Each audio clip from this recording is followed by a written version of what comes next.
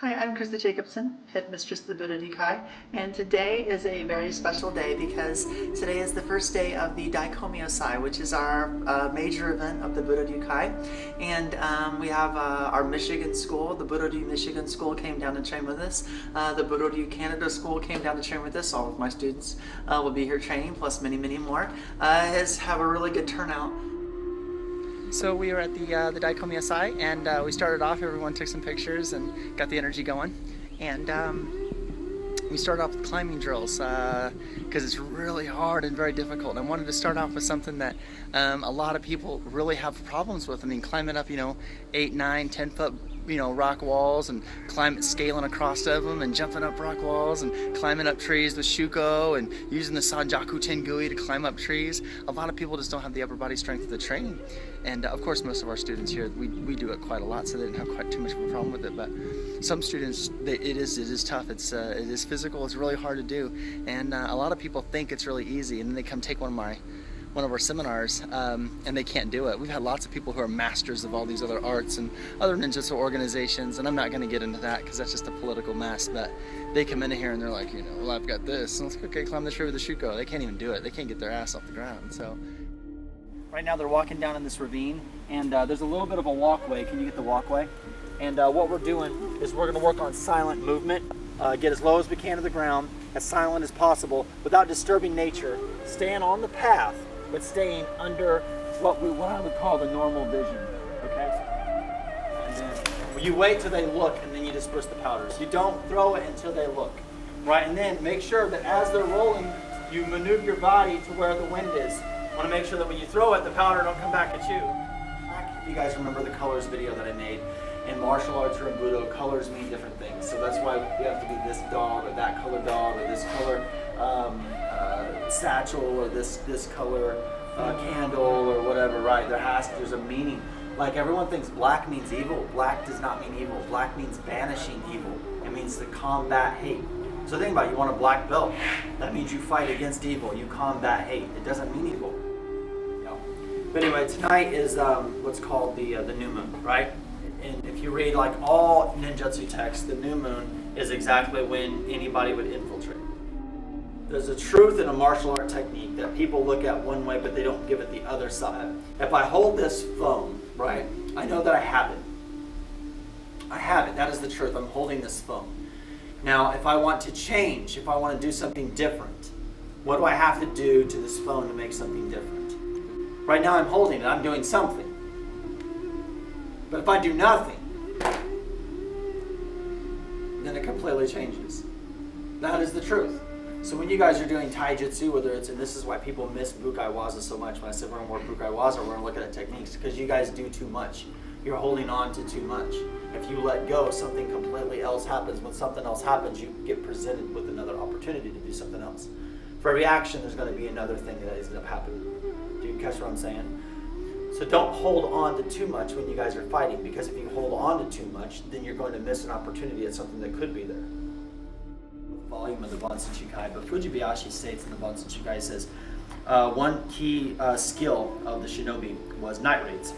It's the shinobi night raid, and what their whole objective was to take small units, small tactical units, and then go in and do its job.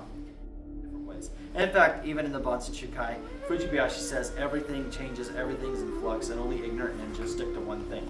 You have to constantly change and adapt the technique to make it work. He clearly states that. The use of Shinobi no Mono. One key skill of Shinobi no Mono is to go in and to kill the general.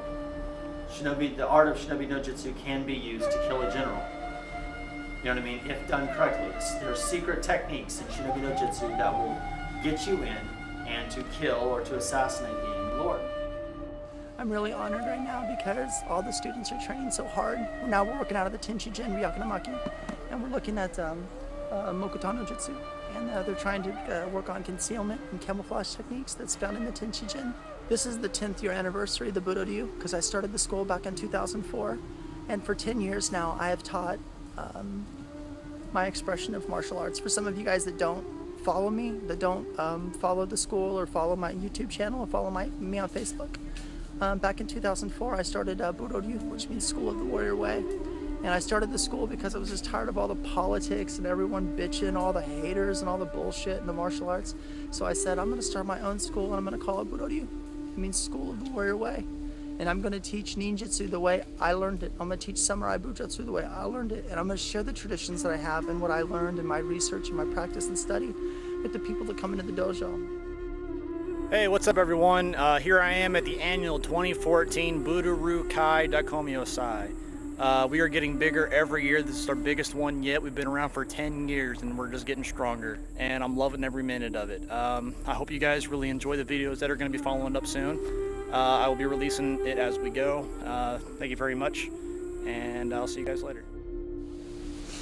I stepped away a little bit because everyone's over there training. We're training on the Taijutsu Kimigoki and all the 20 gata.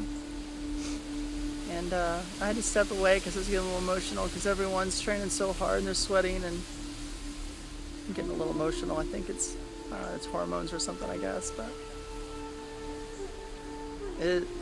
just to say that I'm really honored that so many people are becoming part of the school and training, and it is, I don't know the other word except for honored. I'm trying to pull it together because I'm getting emotional, but I'm walking through all these groups and everyone's working with one of my personal students at the dojo, you know, and we're going through all these techniques that they might have on their card and all their requirements, and to see my students that, you know, sometimes I really ride their ass, you know, and I say, you're doing this wrong, gotta do this and focus this.